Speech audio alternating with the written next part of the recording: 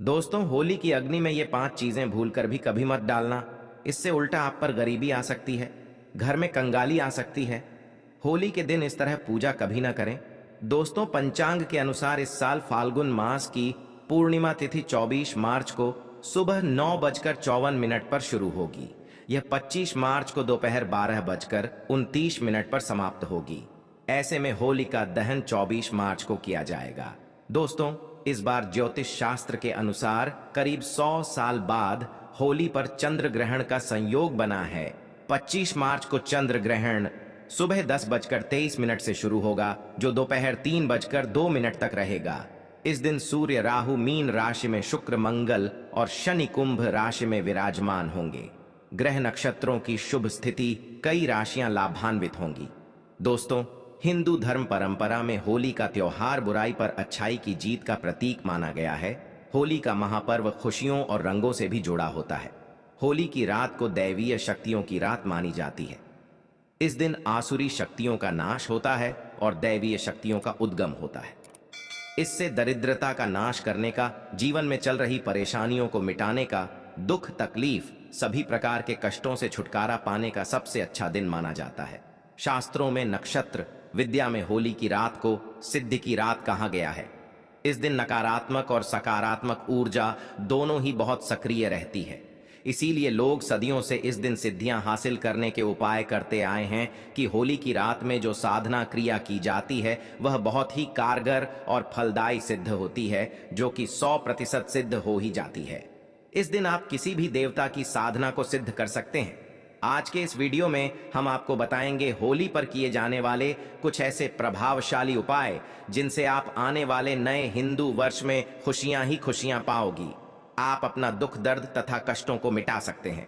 लेकिन क्या आप जानते हैं, होली पर ये 5 चीजें कभी नहीं चढ़ाना चाहिए। इससे उल्टा आप बर्बाद हो सकते हैं। वीडियो को अंत तक जरूर देखना। दोस्तों, वीडियो को आगे शुरू करें। दोस्तों, शास्त्रों के अनुसार माना जाता है कि होलिका दहन पर होली की अग्नि में टूटा हुआ गन्ना नहीं अर्पित करना चाहिए, ना ही खराब गन्ना अर्पित करना चाहिए। इससे उल्टा आप पर होली मैया का श्राप लग सकता है। टूटा हुआ गन्ना पूजा पाठ में इस्तेमाल नहीं किया जाता।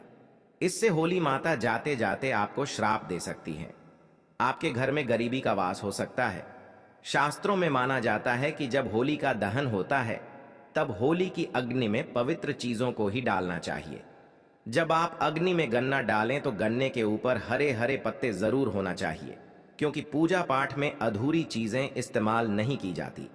अधूरी चीजें इस्तेमाल करने से ही अधूरा ही फल प्राप्त होगा। इसीलिए गन्ना साबुत होना चाहिए, टूटा हुआ बिल्कुल भी ना हो। हमेशा याद रखें, होलिका दहन से ठीक पहले गन्ना घर में अवश्य लेकर आएं और गन्ने की संख्या 2 या फिर 5 या फिर 7 संख्या होना चाहिए। दोस्तों, होली की पवित्र अग्नि में पानी वाला नारियल नहीं चढ़ाना चाहिए।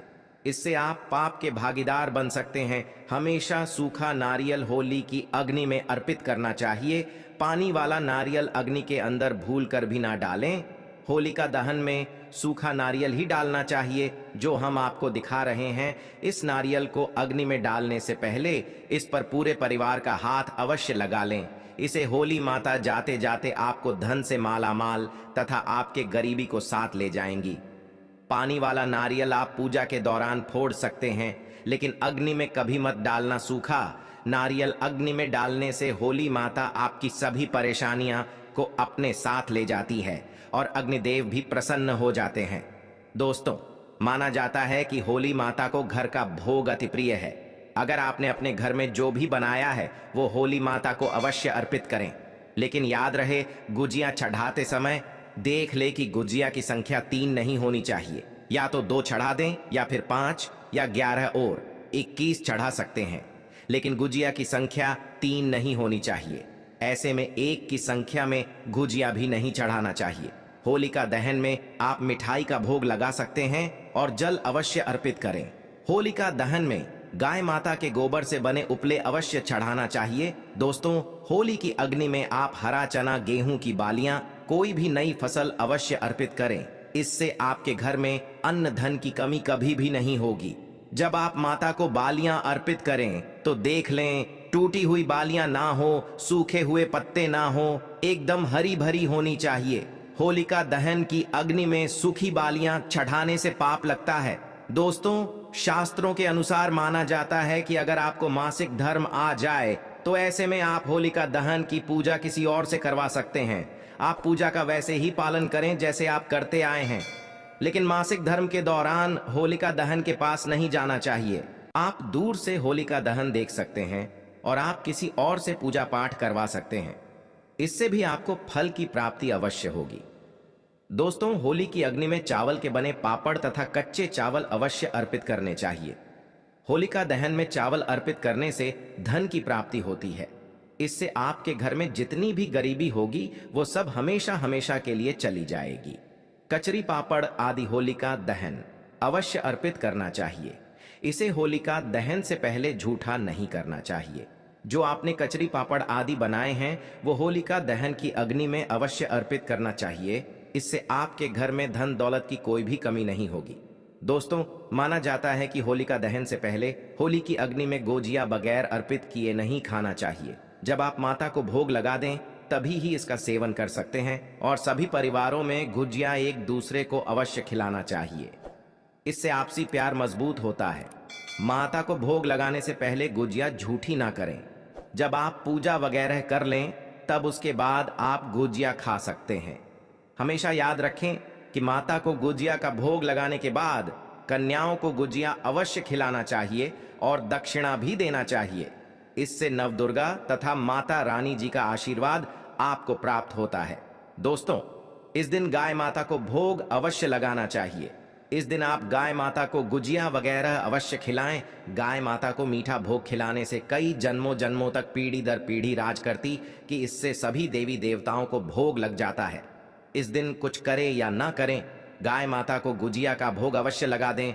इससे होली मैया का आशीर्वाद सदैव आप पर बना रहेगा। दोस्तों, चाहे कुछ भी हो जाए। होलिका दहन के बाद उसके अगले दिन होली की राख आपको घर में जरूर लेकर आना है और पूरे परिवार के मस्तक पर इसको लगाना है। इस राख को आप काले कपड़े में बांधकर हमेशा घर में संभाल कर रखें और छोटे बच्चों के मस्तक पर इसे तब लगाएं जब उन्हें नजर दोष लग जाए। इससे नजर दोष आपके बच्चे के आसपास भी नहीं भटकेगा। होलिका दहन की राख को आप काले कपड़े में बांधकर दुकान के गल्ले में या फिर लॉकर में रख सकते हैं। इससे पैसों में बढ़ोतरी होती है। इससे आपके धन को किसी की भी बुरी नजर नहीं लगती। होली की राख से आप बहुत कुछ कर सकते हैं जिससे आपके घर में धन दौलत सुख समृद्धि की प्राप्ति तथा नकारात्मक ऊर्जा नष्ट की जा सकती है। दोस्तों, माना जाता है कि होली के दिन सफेद चीज कभी किसी से नहीं लेना चाहिए। इस दिन टोने टोटके प्रभावशाली माने गए हैं। इस दिन सबसे ज्यादा टोने टोटके किए जाते हैं। सफेद चीज में आपके ऊपर कोई काला जादू कर सकता है। होली के दिन आप सफेद चीज भूल कर भी किसी से मत लेना। दोस्तों, वेद पुराण के अनुसार माना जाता है कि होली खुशियों की सौगात लेकर आती है, प्यार का प्रतीक मानी गई है। होली ऐसे में इस दिन मांस मदिरा का सेवन नहीं करना चाहिए। जो व्यक्ति होली पर मांस मदिरा का सेवन करता है तो उसकी अगली योनि कुत्ते को प्राप्त हो जाती है। ऐसा मनुष्य पीढ़ी दर पीढ़ी नरक की यात्रा भोगता है।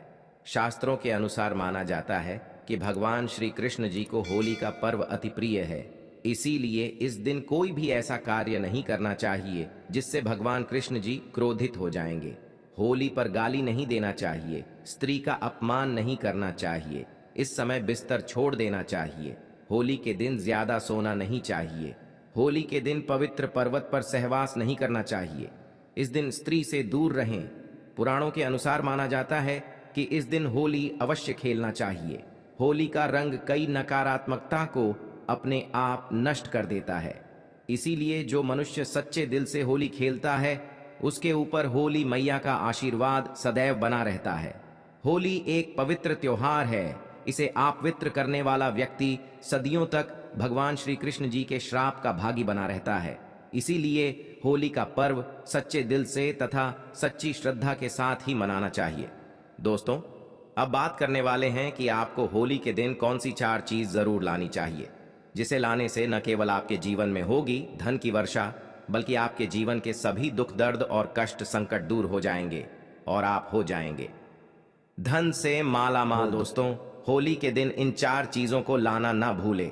मात्र ये 4 चीजें होली के दिन लाने से आपके जन्म जन्मांतर की गरीबी मिट जाएगी। दोस्तों, वास्तुशास्त्र में कुछ ऐसी चीजों के बारे में बताया गया है जिसे होली से पहले घर पर लाना बहुत ही शुभ होता है। इसलिए होली से पहले आप अपने घर पर इन चीजों को जरूर लाएं। आप इन चीजों को होली के बीच इन चीजों की खरीदारी कर सकते हैं। इससे माता लक्ष्मी जी की कृपा बनी रहेगी और पूरे साल आपके घर में सुख समृद्धि होगी। चलिए जानते हैं इन चीजों के बारे में। दोस्तों, नंबर 1, तोरण। हिंदू धर्म में तोरण या बंधनवार को बहुत ही शुभ माना जाता है।